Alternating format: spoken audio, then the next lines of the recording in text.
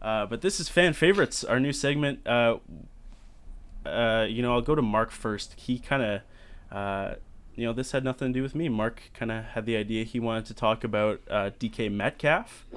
Sorry, I just kind of spoiled your pick. He wanted to talk about DK Metcalf's play, and we couldn't really find a segment to do it in, so we made this one up. Ryan came up with the name, and here we are. So we're just going to each talk about a thing in sports that we saw this week that we liked.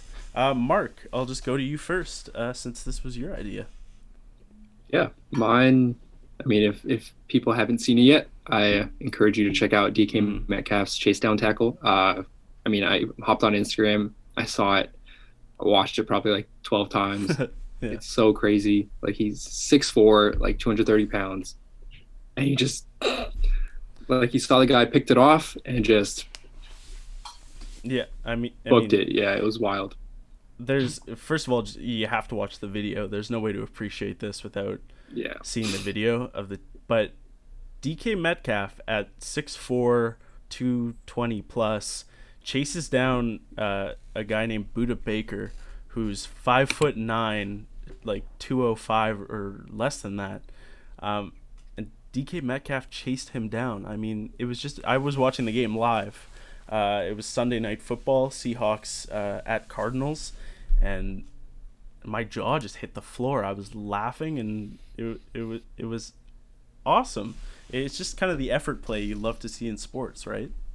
yeah, yeah. Yeah. It reminded me a lot of LeBron and his chase down DeAndre blocks. Iguodala chase down block in the Yep. finals. Yeah.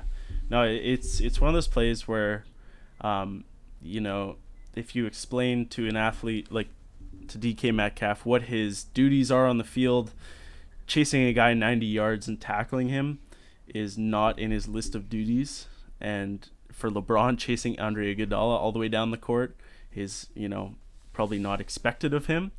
But you just love to see those effort type plays where a guy goes out and helps his team. And for the Seahawks, Buda Baker, or for the Cardinals, Buda Baker was going to walk this interception in for a touchdown.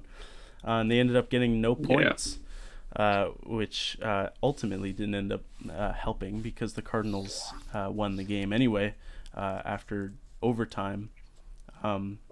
But man, yes, Mark, great pick to lead us off on fan favorites. Please go check out that DK Metcalf video. Ryan, I understand you're going back to an old friend we just talked about here for your fan favorite. Tell us about it. My guy at the Zozo Championship, he ended up behind a tree. Tiger Everyone thought Woods he is who we're talking about. Yeah, Tiger. Sorry.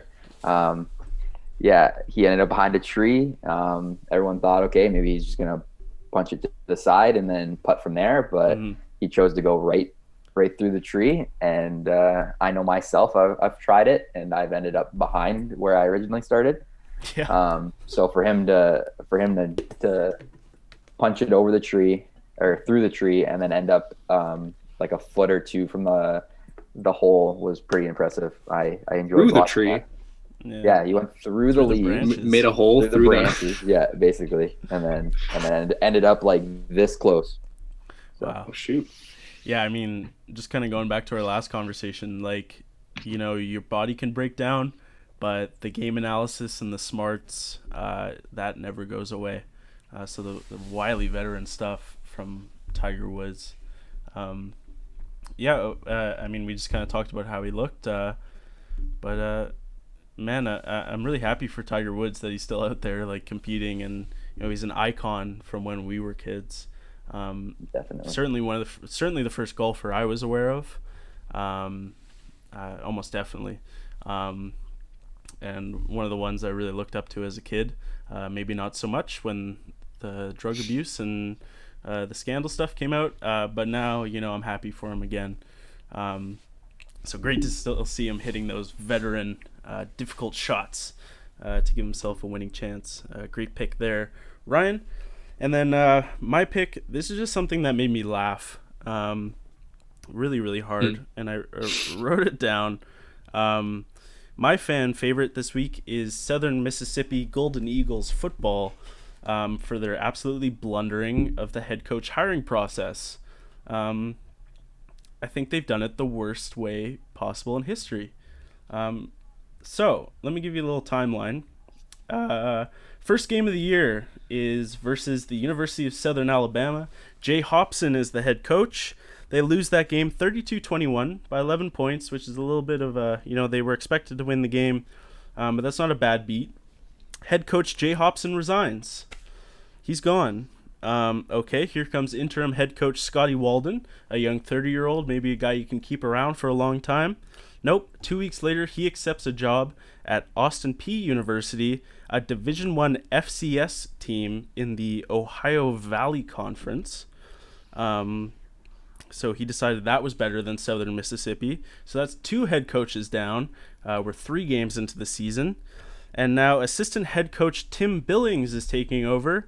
But the school has said they plan to hire a new coach in November, which would make it 4 head coaches in less than 6 games. And it's not going well. In case anyone is wondering, their last game was a 56-35 loss to the storied historic program of Liberty University. So I don't know. That just kind of made me laugh. What the heck? How do you end up with 4 head coaches in one season? I just think that's such Duncan, an you should apply. I know. I could probably do it. They'd probably let me. You might get a job. It sounds like nobody else wants to do it.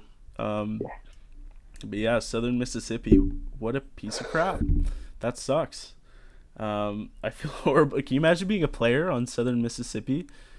Hey guys, I'm your new head coach. I'll be here for 1.5 weeks. And then just a revolving door, basically. Yeah, it's just like, who do we got this week? Hey. Like, special guest head coach Matthew McConaughey this week, filling in. Yeah, I go on Indeed. You see the job listing. Southern Mississippi head coach position. Please apply. Part-time. All entrants accepted. Seasonal job. Seasonal position. Seasonal position. 1.5.